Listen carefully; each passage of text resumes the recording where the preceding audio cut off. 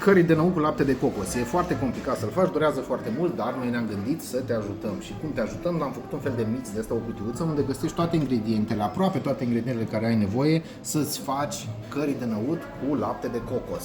Ce-ți mai trebuie? Îți mai trebuie niște roșii, niște pătrunjeni, niște zeamă de lămâie pe care evident le ai, cred, acasă, dar în rest kitul conține mixul acesta deshidratat de legume fără sare, este deshidratat lent la 45 de grade, cât să ai toți nutrienții și micronutrienții instant. Mai avem aici fulgi de drojdie și restul mixurilor de condimente ce trebuie pentru asta.